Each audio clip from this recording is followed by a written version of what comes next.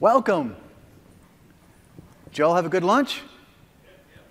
All right. Everybody ate the turkey, get some tryptophan. We're going to let the lights down low. Get a nice little nap right now, right? I hope not. My name's John Papa, and I'm here to talk to you today about a really long title. Basically, how do you build Node and JavaScript apps with VS Code on Azure? So we're going to talk about there's lots of ways to do this, but we'll talk about how Visual Studio Code makes this experience so much better than if we didn't have such a great editor to do this. My personal background, I do a lot with Node and JavaScript. I built small apps. I built massive, large-scale apps. I'm going to show you some things that you can do with these apps. I'll show you some live ones, too, as we go through. But through this cycle, we're going to learn how we can deal with things like, OK, we've got an Express server. How do we handle that? Maybe we want to deploy it to Azure. What are our options? There are no less than 10 options how to deploy to Azure. So what is great about having a lot of options? It's great that you have them, but generally you just want to know what's the right one or the recommended one for you. So I'll talk about some of those as well. We'll look at things like how we deploy our websites and why we might want to make the decision to deploy them differently in certain cases as opposed to others. And we'll also look at Cosmos DB and our database extensions and built into VS Code and how we can use the features in VS Code to manage our databases. So let's start off thinking about our apps, though. When you have a Node app, a lot of times you have more than just Node. You've got JavaScript, Angular, React, Vue, something else on top of it. So your code, we're going to talk about the code in our applications. Angular, React, and Vue are the three biggest frameworks out these days, and they're all awesome. They all pretty much have parity in all the features and technical abilities. And depending on who you ask, it's really just preference. Which one do you like to do? It's like Java, C#, etc. Great thing is Node works with all these. We're going to learn how to debug locally here today, too, using Node on the back end. We're going to learn how to connect to a Mongo database server locally or in the cloud on Azure. And we'll look at how we can push our files up to Azure in a variety of different ways to deploy our websites. We'll explore how Docker works. How many people here use Docker? Oh, that's a good amount. Awesome. How many people here were scared or are currently scared of using Docker? OK. I admit it. When I first got into it, it was a little bit like, why do I need this thing? There's all this extra stuff here. We're going to explore kind of how that journey might look for some of you. And maybe you've already gone through it, or maybe you're going through it now. We'll also look at what kind of things we want to think about when we're deploying an app to the cloud. What kind of concerns that we already had can be solved, and what new concerns might we have now that we're taking our app and pushing it to the cloud. And then we'll look at how all the different tooling that's built into VS Code works. I'll show this slide again, but I wanted to throw it up now as well. Here is a link to all of the resources you'll see inside of the presentation today. If you click on those links, you can get VS Code. There's a free Azure trial. Node extensions I'm going to show are up there. Angular extensions, we're going to look at some of those that help us out with some of the things beyond Angular, like Node and Docker. The extension marketplace, there's only something like 5,000 or 6,000 extensions that you can go grab. So get it from there. And then if you're like me, you like to keep your fingers on the keyboard, you can learn all the keyboard shortcuts for VS Code by clicking on one of those two links at the bottom. But our story starts with great tooling. We're deploying applications. The better the tooling, the more efficient and effective a programmer or developer that we can be. It's really important. I know it sounds like common sense, but when you start writing code, you do a lot of things, I'll bet if you're like me, that are very monotonous. You repeat the same thing over and over again. As an Angular and Vue programmer with Node, what I do a lot is I write my code, I build the project, I look at it in the browser, I go make changes in the code, I build the code, I look at it in the browser, I make more changes, and I do this cycle all day long, hundreds of times. So having tooling that removes all the process and friction of creating all that makes life easy. So first, we're going to talk about, before we go to the cloud, it's important to understand what you need to do before you prepare. If you're ever going on vacation, do you just hop in the car and get on the airplane? Or do you pack? Do you think about what you're going to pack? Some people plan out a week before and lay it out in a suitcase, right? Other people do it like 5 minutes before they get on the flight. But either way, you plan what you're going to do. Before you go to the cloud, your experience on the cloud can be highly dictated based upon how much you prepared that application for it. For example, if you take a raw Vue or Angular or React app and you do no production build of it, if you just take the raw files and you've got a massive project and you throw it all up in the cloud, it might take a long time to deploy. It might be really slow. It might not be a great experience. That's very likely to happen. And if you put it up on Azure, you might then say, well, it's Azure's fault. Well, no. It's slow because all that stuff was thrown up there. So we have to think about how we can optimize our applications, and then how we can build those applications to make them tighter and faster and more efficient. And then finally, how we can deploy our applications. There we go. To the cloud. So we're going to use Angular as an example just for time's sake. We could do this with React or with Vue as well. And kind of what we have to think about. There's tools in all these front-end frameworks called CLIs, command line interfaces. And they let us scaffold out new applications. So a very popular one here is the Angular CLI. It lets you scaffold a new app by saying ng new create my app. And with that, you can tell I want routing in my application, I want to use Sass or less, I can just view the files that are in that application, all sorts of different settings that you can do.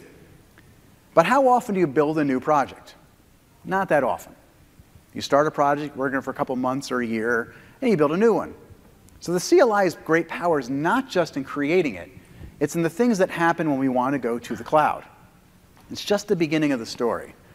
So after we do that, I've got some bad batteries here. There we go. Either that or I'm not strong enough to press the button. After we get our application ready, I like to think about going to the cloud. There's two different personas. There's what I want to do when I'm a developer and what I want to do for the user. The developer persona is somebody who's like me, like you, who wants to build your application over and over and over and over again, fast as possible so you can see the results locally. That means you're willing to give up a lot of the production efficiencies and speed that you might get of the end result just so you can see it and get that instant feedback so you can make changes. We use things like ng-build with the Angular CLI to do this. When we go to production, we might use a flag like -- prod. That is for the persona of our end users. Our end users don't care that you rebuild all day long 1,000 times or 100 times. They want to know that the thing that you built and put on the website is fast. Build it, take as long as you need to build it, make it awesome. When I go to the website, if it takes me more than a second and a half, I get bored and I go somewhere else. That's a lot of user experience. So these different personas are important. One of the things that we can do is we can use these prod flags with Vue, Angular, and React CLIs to optimize what's happening. So let's take a look at some of the different options that they have. With this, you can have different environment settings for production or development. You can do cache busting. Production build, you want cache busting because you want to build all the files, and if you make a change to your production site, you want the file names to be different, so it busts the cache, so all the people in the world who are looking at it get the new code. Or if you don't use cache busting in production, your other option is you go tell every user in the world of your application to please go to their browser settings, empty their cache, and reload. Yeah, try that with like a public website, right? Imagine you're on Amazon or Walmart or Target or any major website out there. That wouldn't work so good. So cache busting is super important to keep things moving. We also want source maps, but not in production. We want those in development builds so we can debug our code. So we generate those. Uglification. I love the words in JavaScript, by the way. Uglification. You want to make your code ugly for production. That shrinks down the size, renames your variables. So you can name your variables really long names like supercalifragilisticexpialidocious, if you like. Uglification, we'll rename it to X. Why? Because the browser doesn't care when it's compiled. So uglification is great for production, reduces the size. Bundling. We want to bundle our files so we don't have 10,000 of them going to the browser because that takes a long time, even if they're all small. So we bundle them into small chunks. Code splitting. Sometimes we have a very large app, and maybe the users always go to the home page or the dashboard or the search, but they don't always go into other areas of the application. Thinking about the business rules in your application. This is not a technology problem. It's a business problem. Think about your application and how the business works, how the users consume that application and use it, and then split that code using different features of React, Angular, and Vue into different bundles, so only the bundle they need goes to the browser. This can significantly reduce the amount of time users wait for websites, and then get the other bundles as they need them. It's called code splitting. AOT, this is something that some of the new frameworks are looking at called ahead-of-time compilation. What this does is it basically compiles your JavaScript on the server and sends it to the browser so that the browser doesn't have to do the compilation for every user it hits it. Again, it significantly speeds up the user experience. And one of my favorite ones is tree shaking. Tree shaking is the idea of dead code removal in JavaScript. Have you ever written code, later on you deleted it, or you thought you deleted it, and then you shipped, and that code's not being used, but maybe you never found it? What tree shaking does with JavaScript is when you go production, it takes all the code that's not being used and it shakes it out, drops to the ground effectively, and you only ship the code that you're actually using. When you combine all these things together, you get a much better application that you can deliver for a user experience. The good news is if you're using Angular or Vue or React, they have CLIs that do this for you. All you do is call their build command with a production flag, and it does all this work for you. So before we send our code to Azure with Node, with any backend, we want to make sure that we optimize that front-end logic. That way, when we're running massive apps, large enterprise apps, or even small ones, that they work on devices like this at a conference with 6,000 people, all hitting the same Wi-Fi, and it's still fast. So once you do that, there's other tools you can use. I'm going to provide links to these. You can actually explore your bundles, the code that it generates, using tools like Source Map Explorer or Webpack Analyzer. These two tools will look inside of the bundles that you ship, and it will give you a heat map of the code to show you how big everything inside your code is and everything you're using. I've used this often for production apps, and I've discovered that sometimes I'm including code in libraries I didn't even know I was using, which was then great for me because I can go back to my code and say, you know what, let's find where I'm using that and get rid of it because I'm no longer doing it. Great example is there was a site I helped work on with some folks who worked at Microsoft, and they were using a chart at one point. And they were thinking of putting it somewhere in a Microsoft site. It's all chart data. And they decided not to go there and do that this sprint, but yet the code was still there. The reason we discovered the code was still there is we used one of these tools, and I found, okay, I think the battery finally died. Let's see if I can hit buttons over here.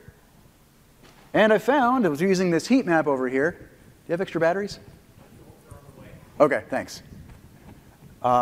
Looking at these heat maps here, I found that there was some kind of a chart that showed up. And the larger the rectangle, effectively, the larger the file. And it was just this really large third-party charting tool, which it's fine if you're using it, right? But if you're not even using the chart, why bundle it with your application?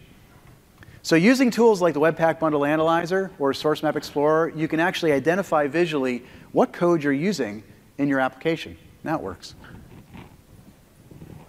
OK, so now at this point, we're ready to take our applications to the cloud. We've done the work up front, all of our homework to make sure we can get there. Let's think about what this means to get to the cloud. In a Node application, we need to install our dependencies, npm. When you run npm install locally, what do you usually do? Anybody? Get coffee. Exactly. Thank you. If you don't drink coffee, what do? You read a book. So when you run npm install locally, you've got to get all your packages and wait for this stuff, because maybe you got a slow Wi-Fi, or maybe it's using a lot of stuff. But we have to make sure that happens, though. If you go to Azure, it's on a different computer. Unless you're using Scott Hanselman's sticker of it works on my machine, you've got to make sure it works there too, right? Then we have to build our assets. Make sure we do like our Angular or React build. Maybe we build an Express server up with Node with our dependencies. And then finally, we copy it all to some distribution folder, and we can push it to the cloud. That's the mental process we're trying to think about, is how do we take the things we do locally, npm install, Angular build, copy it all to a distribution folder, and then push it up to a server. How do we do that? And then do we have to think about, I'm running Windows 10, you're running Mac OS, it's running Ubuntu on in the cloud, or maybe it's running Linux.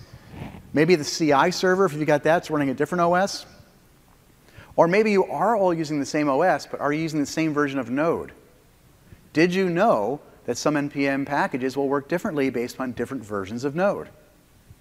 Just like with NuGet and .NET, there are certain versions you have to synchronize. Are you 100% confident that when you deploy to the cloud server, the thing that worked on your machine is going to work there? I'm not usually, but I'd like to be. So that's the thing we want to keep in mind here. And the thing that kind of helps us solve this is Docker. Docker solves that problem. This is when I got to the point where I was like, OK, the place I was working, we had hundreds and hundreds, almost 1,000 apps. And I couldn't constantly be debugging. Why does it work on this person's machine but not on the cloud? What's going on? Docker solves this. If it works in Docker, it'll work on any of your machines. I'm like, OK, that sounds like great candy. Let me have a bite. To do that, though, we have to understand how Docker works. So what's this mystical Docker thing? Well, they've got this thing called a Docker file. And the Docker file, once I realized what it was, I was like, oh, I already do this. Do you already know the steps it takes to install NPM in your project and get it running locally? Yeah, because you're working on it every day. The Docker file is actually just a recipe that you write down that is those steps. It's a self-contained script that's a recipe for creating and running our application. And then once we get that script running, we can configure it for different environments. So we might have a Docker file that looks something like this, where we say, OK, we're going to run on Node 8.9. We're going to set our environment variables. We could have as many as we like. We're going to set our working directory up, copy over our package.json, run npm install, copy the folders, expose whatever port we want, and run npm start. This is probably what you tell your neighbors at work in the cubicle next to you. You're like, OK, go run my app. Will you try this out for me? Here's the steps. And you send them an email or a Slack message or whatever. The Docker file is that thing that we're writing down as our recipe so we can do the same thing. But if you're anything like me, you were like, sigh, I got to write all this stuff down now, and I got to remember it, and now I got a new syntax. And most of my Docker files aren't 8 lines of code. They're usually much more involved. Thank you so much. I'm full of tech issues today. So what can we do with tooling to help solve this problem? Guess what VS Code does for you? Adds Docker files to your workspace. You just hit a button, command palette, open it up. Thank you. Thank you very much. Open the command palette up, hit add Docker files to the workspace.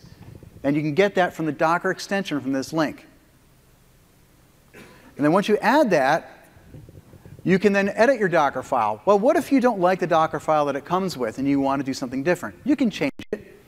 If you want one that's specific for Angular, if you pull down my extension for Angular Essentials, there's actually a Docker file snippet that I have, which you can see here. I type in Docker, multi-stage. It pops in a bunch of different things that you can do. It's a multi-stage Docker file. The top one is building the Angular application, running that ng build on line 8 for production. And then lines 10 through 15 build the Node server. That's my recipe for the Node server. In both of those, I'm saving the Angular app and the Node app out to a variable, effectively, on lines 2 and 11, called client app and Node server. Those are like, think of like temporary containers for Docker. And then finally, in the final image, I say, go grab the stuff from the Angular app, grab the stuff from the Express app, put them into the container, expose the port, and run them. Now I have something that's running for production for my app without all of my source code. It's just the built files. So VS Code can help us generate all this, so I never have to type anything anymore, which to me is fantastic. So we create our Docker file, we build and run it, and then we could debug it. If you're like me, you're probably thinking, you know, one of the hang-ups I have with Docker, John, is that I want to make sure that what runs on my machine is exactly what was running without Docker as well. Like when I run locally, I can see my code. I can explore my files. I can debug it. I can look at the logs as it's running. When I go into Docker, I keep hearing the words container and hiding them in images. Can I still do those same things in a Docker container? The answer is yes, but let's prove it. So here in my application, I'm going to run my project locally. I have a command called npm run local. which will run it here. Or maybe it won't. Let's kill that. Go back in. Do npm run script. And local's down there using the npm extension. There we go. And there's my app. It's amazing. You can see all my friends. The heroes are Vikings. And who are the villains today? There we go. Let's stick Chris Diaz in here since he's in the room. You're going to be a hacker of Node today, Chris. So we've got an Angular app. It's running locally. Everything's good. And if I want, I can debug this application. So how would I do that? Well, locally, I've got another npm script called debug. So in here, I can use VS Code to go debug that. We can still browse to it. It's on the same port. And then when I go inside my code, I can go into, I think I have a file called service.js for heroes. I've got a breakpoint right there on get heroes. Did I start the debugger? No, that often helps. And then up here, I've got a script called launch via npm. So let's go kill the process, and we'll launch it from scratch just to prove it works. And when I click on this little gear, you can see launch from npm just runs my debug script. The debugger is now up here at the top. You see this little funky thing I'm dragging around? That's my little debugger. We'll go back into my service. We'll see the app. I'll refresh my heroes, and bam, I'm debugging locally. This is something VS Code just does out of the box for us, and I can do everything I need. But when I go to Docker, can I do those same things? That's the real question. Well, first, let's see if we've got our Docker files. There's that Docker file we looked at earlier that I showed up on the screen. If you wanted to get these, by the way, you just do Command-Shift-P, and you type in Docker, add files to workspace. You choose your preferred language, like Node.js. You choose the port that you want. And then it's going to warn me, you already have these files. You want to override them? Let's do it real quick, just to see what happens. And then you can see this is the Docker file you get out of the box. You also get a Docker ignore file right up there.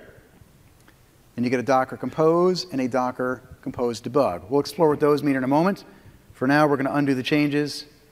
Thank you for Git support in VS Code. All right, so how do I run the Docker command? I've yet to run a CLI command, right? Which is kind of how Docker came out. If I do Command-Shift-P, and I type in Docker compose up, we're going to run the Docker compose file I just created. Before we run this, let's go look and see what that does. There's a compose, and then there's a compose debug. So Docker compose allows me to run multiple Docker files if I want to. In this case, I just have one. It's called Vikings. I'm saying build dot. It means build everything. The environment's going to be production, and the port I'm opening is 3001. Docker compose debug overrides some of the settings, saying, you know what? I'm going to run it locally, so use this .env file to set my environment variables locally. I don't want to manually have to type in all my environment variables, like my database keys and stuff. And I don't check those into GitHub for obvious reasons. And then I want to expose not only the real port, but the debugging port, and I want to run it with the debugger inspector as well. So the Docker compose debug is for running locally for me. And it's going to run that Docker file. So now I can go back up to my command palette, type in Docker compose up. It's going to ask you, which one do you want to run? We'll run debug. And down below, you can see the commands running. Now, if you haven't used Docker before, one of the cool things about this, drag it up a little, is you can see right there, it's showing you the command it's going to run. So it's running a Docker compose with the file flag to say, use that file, do up with -d and -- build. And do you have to know what those mean? No. Could you have typed that yourself? Absolutely. But it's doing all this work for you, and now it's going through the steps. Notice it's going step 1 through, I think, 7 or 8. It's doing my production Angular build. It's going to uglify all that, do that tree shaking, the AOT, everything I needed for my application. And once I get past this step, it's actually pretty quick. There's my chunks. We can scroll back up and see how big my project is and all the files that are there. You can see the cache busting in play. Does the weird file names. Then it moved on past the intermediate container. The intermediate container is the Angular app. And now it says, OK, go build my Node server. It's running npm install for that. It then created an intermediate container for that. And finally, it successfully built my container. Yay! So I got a container, right? What do I do with it? Good question. I call Chris Diaz, because he taught me Docker. I have a Docker extension in VS Code. This is the link I showed earlier in the slides. The Docker extension enables those features I just showed you. Now, I should be able to see an image in here. And the first image on that list is my Vikings latest, created a few seconds ago. So that's an image. An image is basically a blueprint or a template for your code. With that image, I can run in multiple containers if I want to. So think about scaling up long term. Right now, I just need one. But with that image, I can go run that image in a container. Luckily, when I ran Docker Compose, it automatically did that. It created the image, and it ran my Vikings container. Now, before we go look at that, let's make sure we're not running any more Node code locally. Like we have a couple terminals open. If we are, let's close them, make sure nothing else is running. Good, nothing was running. There's Docker Compose. We can even kill that. If we go out to 3001 now, oops, there's our 3001, because that's the same port we're running at. And we refresh. This is the container running my application. Now, if I want to debug this, what could I do? I could go to the debugger, and I click on the little gear there. And let's go look what's in there. There's a launch configuration called Docker attached to Node. And I'm saying, OK, I want this debugging to attach to the running instance of that Docker container. I'm going to open up that port, use that. Same port that I exposed through Docker Compose. Then it's running on localhost, and I have to map the source code. So when it's running, I want to be able to map the source code in that container to what's on my machine. And I happen to know that the remote root, which is in my container, is user source app, because I created it with my Docker file. And the local root is using a replacement variable to say, go to the workspace folder. And the protocol I'm using is the inspector. So then I select the right debugger. By the way, common mistake I make is I just go and press the button. Always make sure the right debugging profile is selected. So I'm going to go press that. Once it's selected, you can do F5. Now my debugger is running. We should be able to open up that same file we looked at a minute ago with a breakpoint there. And now, if I refresh, my breakpoint's hitting the Docker container. So we've just proved I can debug locally without Docker or with Docker with effectively no additional effort to do the debugger, just a different debugging configuration. So how do you get that debugging configuration? There's a little blue button down here in the corner. It's very, very powerful. You pull that up, and you can choose a variety of different ways you can debug Node. We did Docker attached to Node for that last one, and that will generate that launch configuration for you. And the only thing you're likely to have to change is if you made your path in the Docker container different than what it provides, which makes sense. It's wherever you put your code. All right, we didn't prove everything, though, with Docker. The other thing I like to know when I'm looking at my code is, what if it didn't work? One of the more common debugging techniques I know with Docker is sometimes you deploy your code, and the file structure that you think it has is not the file structure that you sent up there. Have you ever deployed something and you thought it was all in a www folder, but then when you actually looked at it, you actually just put the contents of that folder up there and forgot the www? Sometimes pathing is the hardest thing in programming. So it's kind of nice to be able to see what is it actually doing. So if we come up to our container, we can right-click, and we get a bunch of options. We can show the log, start and stop the container, attach the shell. Let's try attaching a shell to it, like a turtle. Now I've got a shell into my container, which you could memorize this, by the way, if you like. That's the command it runs. And now I can run things like ls. What's in my container? And I happen to know that I've got something called server.js. I can run cat server.js, which will let me see the contents of that file. I know that I've got a file in my project called index.js server. Like, this is the file locally. Let's see, and this should be in a folder called server. Let's go see if I can find that down here. So I should be able to say, OK, first, is there a server folder? Yes, there is, right there. I can then go cd into the server if I want, do an ls. There's my index. I can do cat index.js. There's the same code. So what you're seeing locally is also in the container. What about showing the logs? Like, sometimes you have an error and you want a log. You can right-click on the container and choose show logs. When you do that, now you're seeing I'm running Mongoose with MongoDB in the background, and you're going to see all the messages that are happening. So if I come down here, and we clear out those messages, and then we come up to, I didn't clear them out. Clear. There we go. And we come up here and hit refresh. Now you'll notice there's a new message there for the read that I just did. This is super powerful for debugging because now you have full access to the container on your machine. Now this is a talk about Azure, right? But I have yet to talk about how Azure works with this. And again, the reason for this is before you go to the cloud, there's a lot of things you got to really make sure are working. Your app works locally, great. Can you debug it locally? Great. If we're going to use Docker to move it to the cloud, so we don't have to worry about versions of Node and operating systems and incompatibilities, we want to make sure Docker works locally and we can debug it. And with VS Code, we just add the files to the project, run it, turn on the debugger, and we're good. Switch back over. All right, so we took a look at how we can use Docker to do all of that. And just in hindsight, that's where you get the extension from. The next step is you can then take that image and push it to Azure. To do that, we can look at the image, and we can do different things to it. We can tag the image to tell it where to go. A tag is effectively just another name for the container, for the image. In this case, I'm tagging the Vikings image to be telling it, go put this image in Azure in a place that I can then deploy it to the cloud. Why do I have to do that? It's called a registry, a container registry. When you use .NET, you use NuGet to put your packages there. When you use Node, you use NPM to put your packages there. With Java, we have Maven. With Docker, there's Docker registries, container registries. There's Docker Hub, which is a public one. Azure Container Registry is one that Azure provides.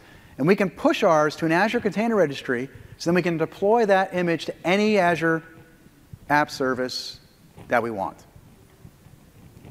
So from there, we can take it right to the cloud. So the idea here is we're going to compose our app. We're going to tag it, give it a name so it knows where to go. We're then going to push it up to that container registry. Once it's in the container registry, we should be able to see the web app in the cloud. Let's see if John is full of it. One thing I love about working with Azure for a living is you rely entirely on the success of your demos based upon the internet connectivity that you have at that moment. So we're going to see how this all goes. First, I'm going to turn off my local container. We'll stop the container, just nothing's there. In fact, let's just remove the local container. It should disappear in a moment. Yay! Then we're going to go to this thing called the internet. And on the internet, we're going to go see a running version of my site. You can all hit this if you like. Be nice if you do. There's the URL, Papa Vikings rule. That's what's up there, and it's saying hello to you all. How kind of Azure to do that. So now, let's say we want to make a change to the app, like the welcome to build. So in the application, let's scroll back out. There's a page in here called Toolbar, and you'll notice here is where I have my name of the site. So in there, I'm saying welcome to build, and we're going to say, please work, oh, internet gods. Like that. Now, if I run that locally, you're going to see that change. The change we're looking for is to change the message right there in the red. So I've just made that local change. Now what I could do is I could go ahead and run Docker Compose up, this time selecting the real Docker Compose, not the debug one. Now, why did I do that? As it's building, let's go take a look and see what's happening. Inside of my files, I had a Docker Compose file. And notice I'm kind of struggling to find where that file is. Let me teach you a tip. Command P, type compose, hit enter. It finds the file for me. No more looking through tree views. So up top, this is what Docker Compose is doing. Notice there's no more debugging involved. It set an environment variable called production and opened my port. But I'm using a database. You don't see any database keys there, right? Notice I have this file over here called .env. This has been git ignored. This is where all my magical keys are. This file has my database keys and any other authentication and stuff that I might have. Give you an example of what one looks like. Is in there, I've got my environment variables. And there's an NPM package which allows me to look at this and basically set them for me. When I run locally, I need that in my local machine. When I run in Azure, I go set my environment variables separately. We'll show you how to do that. So this Docker container I just created, which it did down below, if we go look inside the Docker extension, you can see it was created a few seconds ago, and it's running right here. Let's go show the logs, and let's try to browse to it locally. Where's my data? It doesn't have access to that key, right? I did not put the environment variable flags, the file, in that container, because for security reasons, I don't want to do that.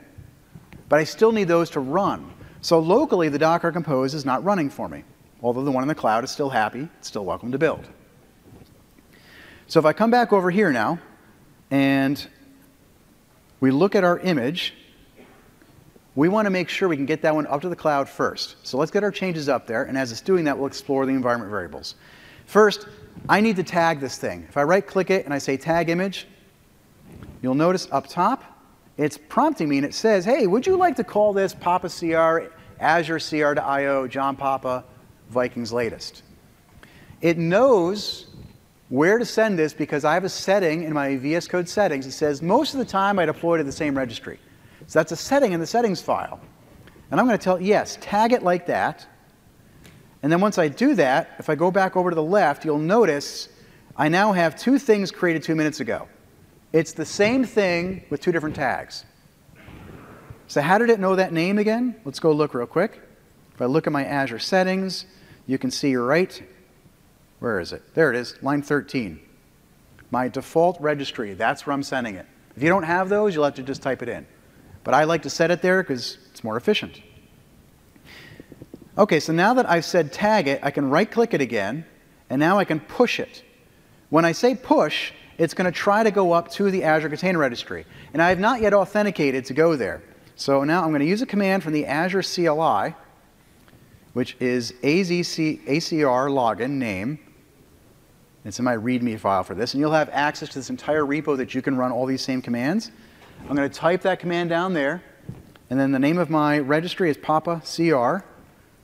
And I'll type that. And it should log in. Hopefully the internet's working for me here. Hey, I succeeded. Great. So now let's go ahead and push again. We'll do push.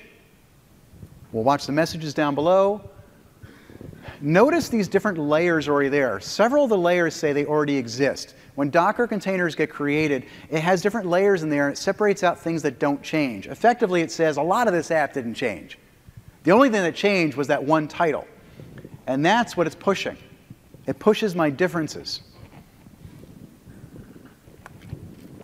OK, so it pushed it up to Azure. Once it pushes it up to Azure, it then goes into this thing called the Azure Container Registry. If we come over to, is that it? I get the logos wrong all the time.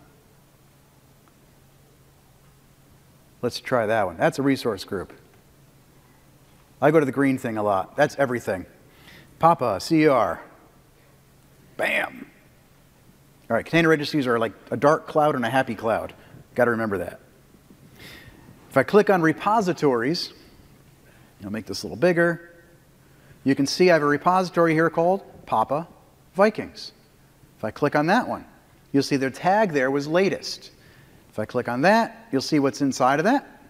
Scroll back over. I can also create a webhook. A webhook says, every time I get a new version of this same container with this tag, go ahead and run this webhook and do something. The webhook we can set up here is to deploy it to the app service. Now, I believe I already have the webhook set up. So let's go look down here at webhooks in the Azure Container Registry. There's my Papa Vikings rule. I can click on that. Over here, you can see that on May 9th at 1:40 p.m., there was a push. That webhook got invoked. So if we go back up to our site, and this is right here, and it said welcome to build. If I refresh, I spelled please wrong, but it worked. Azure does not have spell check, but it works. Pretty good. And usually this takes anywhere between 7 to 10 seconds for me when I do the full demo to get it up there so you can make the change and go through that. The longest part is rebuilding your Docker container, which you saw in this case with that minor change. without logging in, it's about 30 seconds. It wasn't that bad. Depending upon the size of the change you make, there's more that you can do. Very cool. All right. So the key points here that we looked at is we get a great debugging experience with these different experiences. These Azure Node extensions, which I've got another one to show you as well, help us do a lot of the things so we don't have to remember all those commands. Then we get this great Docker experience with these extensions. Basically, VS Code is making our lives a lot easier. But remember, I said that I had these environment variables as well. How do I actually set those? Well, there's this extension called app service. And let's get rid of those files. There we go. In the app service, we can see our build Vikings application settings. I'm going to move this over because my security key's in there. This is where I can set the environment variable flags. There's my key. You've got the first 12 characters. So that's my database, my key, my port. All the things that my app needs to run are set right there. Not only is this read-only, but you can change it. So I can right-click, I can add a new setting. I can also say, you know what, it's not Vikings anymore, I can edit it. And I can change that to another name if I want to. You can add new keys, you can delete keys, you can rename the keys. Makes life a lot easier. Once you've got that up and running, you can have your access to your database. Now, the app service will let you do other things too. If you're not into Docker, other options you can have is go back to your code, and if you right-click somewhere inside your folder structure, let's say right here, I could go and say, all right, I want to deploy my app. If I get out of this, I'm actually one folder too deep. You can actually right-click and say deploy to a web app, so you can push your files up to the server directly. And then the other thing that's nice is, let's say I want to see what's in my database. This Cosmos DB extension is actually more than Cosmos. I can actually look at my local database running Mongo locally, right here with attached database accounts, and I can see what's in there. Or I can go up to my Vikings database in Azure. I can connect to it. I can then see all the villains and heroes I have, open my collection, and these are all the heroes that you saw up in the cloud. You can see down there, somebody's adding Bill Bixby, and you're all having fun, Papa John's, ha ha ha. I've never heard that one before. And then throughout here, you can create new documents, collections, etc. One of the things I love to do throughout this is you can create a scrapbook by clicking this little button right there. And in the scrapbook, you get IntelliSense. Say db.heroes.find. And then I can hit Command, Shift, and quote, and it's going to run that command right here. So it's all very interactive. And I can do other commands in here too, like db heroes dot delete many. No, don't run that. So you can run all this stuff right here inside the tool. It runs against Cosmos, or if you're like me, a lot of times you want to run locally first in a local Mongo database. You can attach your local Mongo, and I can say, okay, let's right-click, connect to it. And after I'm connected, I can then go over here, and I can run this, and you'll notice the names over here are slightly different now. There's John and Dan and Dustin. So you can access different databases using these scrapbooks. And the scrapbooks are actual files that get put into your project that you can save. And I do this a lot, because a lot of times I'll be testing out the data, and I'll save those scrapbooks in GitHub. I won't deploy them, but I'll save them as development resources so my team can share them for local testing.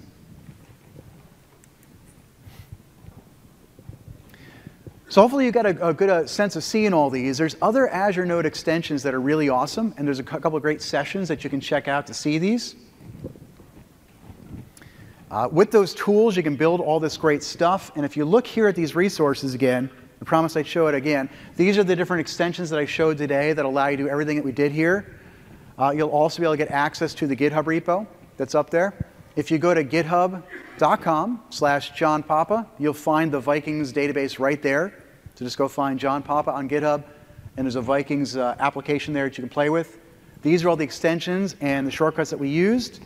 And there's some wonderful other sessions that you can check out. What I didn't show was also Azure Functions. There's a great session by Simona Coden and by the Azure Function teams where they show how to do these. There's a session by Matt Hernandez on this list as well where it shows you how to use other extensions that we have. We've got a storage extension, a SQL Server extension, some really good stuff coming into VS Code now. It's really making Node light up. And you know what? When you got great tools, it makes it a lot of fun to code, and you're much more productive. I want to thank you all for coming, and I hope you enjoyed it. If you have questions, please feel free to stick around.